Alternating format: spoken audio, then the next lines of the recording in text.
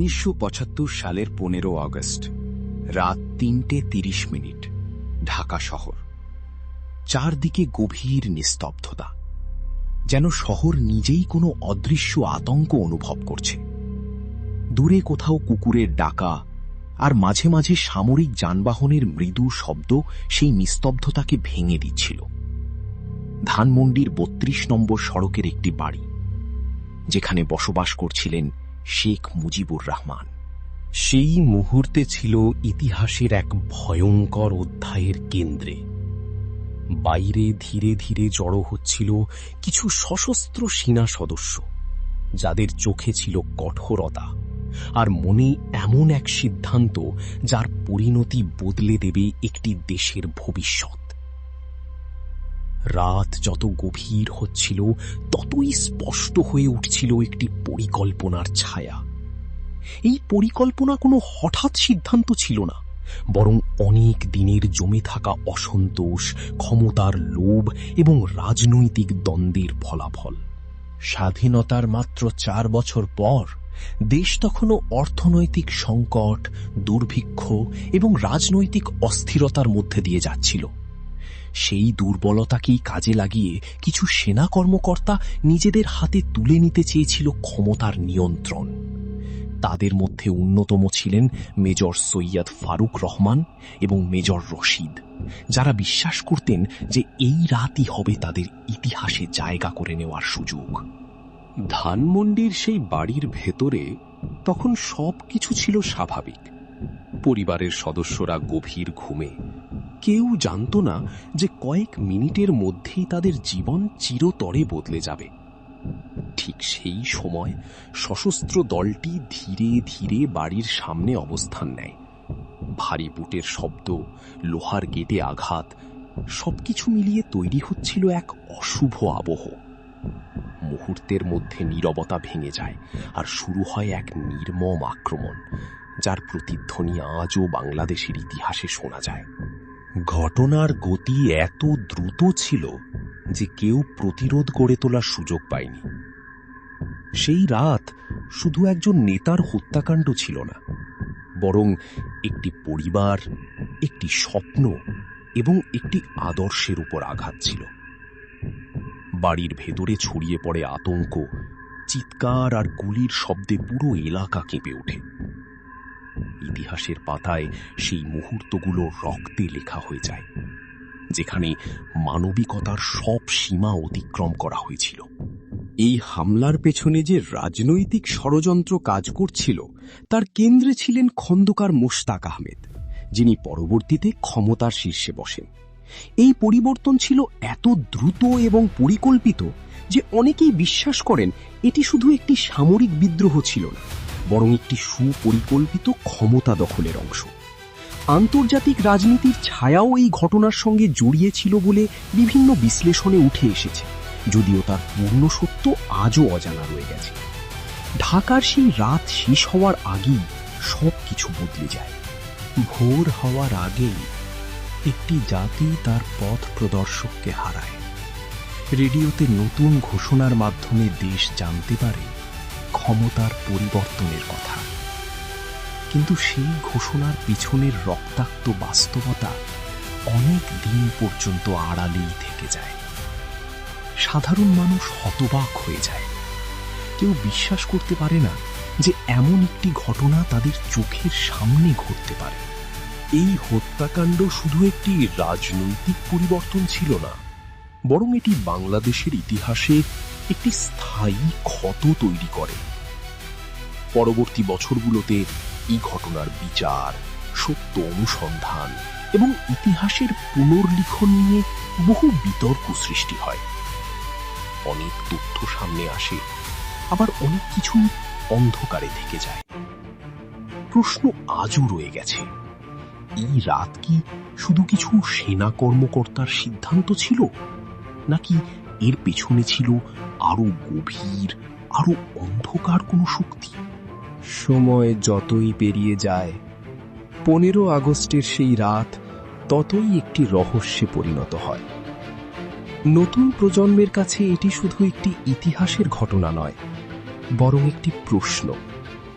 কিভাবে একটি স্বাধীন দেশের প্রতিষ্ঠাতা এত সহজে হারিয়ে যেতে পারেন?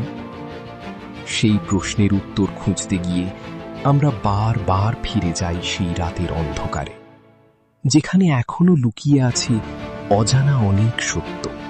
ঢাকার আকাশে তখন সূর্য উঠছিল, কিন্তু সেই আলো কোনো স্বস্তি নিয়ে আসেনি, বরং এটি প্রকাশ করেছিল একটি রক্তাক্ত বাস্তবতা, যা একটি জাতিকে চিরদিনের জন্য বদলে দিয়েছিল। ইতিহাসের সেই অধ্যায় আজও আমাদের মনে করিয়ে দেয়, ক্ষমতার খেলায় কখনো কখনো সবচেয়ে বড় মূল্য দিতে হয় একটি জাতিকে। ভোর 5:30, ঢাকা বেতার কেন্দ্র। শহরের রাস্তাগুলো তখনও আতঙ্কে নিস্তব্ধ, কিন্তু বাতাসে ছড়িয়ে পড়ছিল এক অদ্ভুত অস্থিরতা। কিছুক্ষণ আগেও যে শহর ঘুমের ডুবে ছিল, এখন সেখানে অজানা আশঙ্কার ভারী ছায়া নেমে এসেছে। ঠিক এই সময় বেতারের মাইক্রোফোনের সামনে দাঁড়িয়ে নতুন ক্ষমতার বার্তা প্রস্তুত করা হচ্ছিল। কণ্ঠে ছিল দৃঢ়তা, কিন্তু সেই দৃঢ়তার আড়ালে লুকিয়েছিল এক গভীর অনিশ্চয়তা। কারণ যারা এই পরিবর্তন ঘটিয়েছে তারাও জানত এই পথ থেকে ফিরে আসার আর কোনো সুযোগ নেই। ধানমন্ডির 32 নম্বরের সেই বাড়িতে তখন নিস্তব্ধতা, কিন্তু সেই নিস্তব্ধতা ছিল মৃত্যু আর ধ্বংসের ভারে ভারী। দেয়ালের গায়ে লেগে থাকা গুলির চিহ্ন, ছড়িয়ে ছিটিয়ে থাকা আসবাবপত্র আর রক্তের দাগ, সবকিছু যেন সাক্ষী হয়ে দাঁড়িয়েছিল সেই রাতের নির্মমতার। সেই বাড়িটি আর শুধুই একটি বাসস্থান ছিল না, এটি পরিণত হয়েছিল একটি জাতির শোকের প্রতীকে। এই ঘটনার পরপরই দেশের রাজনৈতিক দৃশ্যপট দ্রুত বদলে যেতে থাকে। খন্দকার মোশতাক আহমেদ ক্ষমতার কেন্দ্রবিন্দুতে উঠে আসেন এবং তার নেতৃত্বে একটি নতুন অধ্যায় শুরু হয়। কিন্তু এই পরিবর্তন ছিল না শান্ত বা স্বাভাবিক। এর পেছনে ছিল ভয়, চাপ এবং অনিশ্চয়তার এক জটিল মিশ্রণ। অনেকেই নীরবতা বেছে নেয়, কারণ সত্য বলা তখন হয়ে উঠেছিল বিপজ্জনক।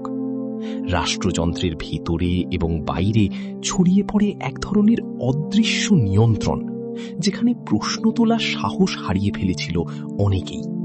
আন্তর্জাতিক পর্যায়েও এই ঘটনার প্রতিক্রিয়া ছিল জটিল। বিভিন্ন দেশ পরিস্থিতি পর্যবেক্ষণ করছিল, কিন্তু সরাসরি হস্তক্ষেপ থেকে বিরত ছিল। ঠান্ডা যুদ্ধের সময়কার সেই বৈশ্বিক রাজনৈতিক ভারসাম্যের মধ্যে বাংলাদেশ হয়ে উঠেছিল এক সংবেদনশীল অঞ্চল।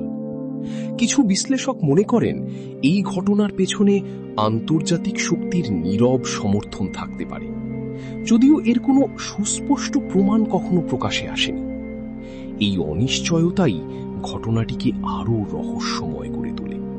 এদিকে যারা এই পরিকল্পনার অংশ ছিল, তাদের জীবনও ধীরে ধীরে বদলে যেতে থাকে।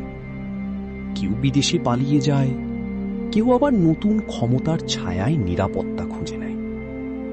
কিন্তু ইতিহাস থেকে পালানো সহজ ছিল না। সময়ের সঙ্গে সঙ্গে তাদের নাম সামনে আসতে থাকে এবং শুরু হয় বিচার ও সত্য উদ্ঘাটনের দীর্ঘ প্রক্রিয়া। এই প্রক্রিয়া ছিল ধীর, জটিল এবং অনেক বাধায় পরিপূর্ণ, কিন্তু এটি একটি জাতির জন্য ছিল অত্যন্ত প্রয়োজনীয়। বছর পেরিয়ে যায়, সরকার বদলায়, নীতি বদলায়, কিন্তু 15 আগস্টের সেই রাতের স্মৃতি মুছে যায় না। বরং প্রতিটি প্রজন্ম সেই ইতিহাসকে নতুনভাবে আবিষ্কার করে। নতুন তথ্য, নতুন বিশ্লেষণ এবং নতুন প্রশ্ন সামনে আসে। কেউ এটিকে শুধুই একটি সামরিক বিদ্রোহ হিসেবে দেখে, আবার কেউ এটিকে একটি গভীর ষড়যন্ত্রের অংশ হিসেবে বিবেচনা করে। সত্যেরই ভিন্ন ভিন্ন ব্যাখ্যা ঘটনাটিকে আরো জটিল করে তোলে। ঢাকার ব্যস্ত শহর আজ অনেক বদলে গেছে, কিন্তু ধানমন্ডির সেই বাড়ি এখনো দাঁড়িয়ে আছে ইতিহাসের নীরব সাক্ষী হয়ে। সেখানে গেলে এখনো অনুভব করা যায় এক অদ্ভুত ভার, যেন দেয়ালগুলো এখনো সেই রাতের গল্প বলতে চায়। সেই গল্প শুধু অতীতের নয়, এটি বর্তমান এবং ভবিষ্যতের জন্য একটি সতর্ক বার্তা, যে ক্ষমতার লড়াই কখনো কখনো একটি জাতির অস্তিত্বকেও প্রশ্নের মুখে ফেলে দিতে পারে। শেষ পর্যন্ত 1975 সালের 15ই আগস্ট শুধুই একটি তারিখ নয়, এটি একটি প্রতীক, একটি জাতির বেদনা, সংগ্রাম এবং সত্যের খোঁজের প্রতীক। যত দিন যাবে ততই এই ঘটনার গভীরতা নতুনভাবে উন্মোচিত হবে, কিন্তু একটি প্রশ্ন হয়তো চিরকাল রয়ে যাবে: সেই রাতের অন্ধকারে আসলে কতটুকু সত্য এখনো লুকিয়ে আছে, যা আমরা এখনো দেখতে পাইনি।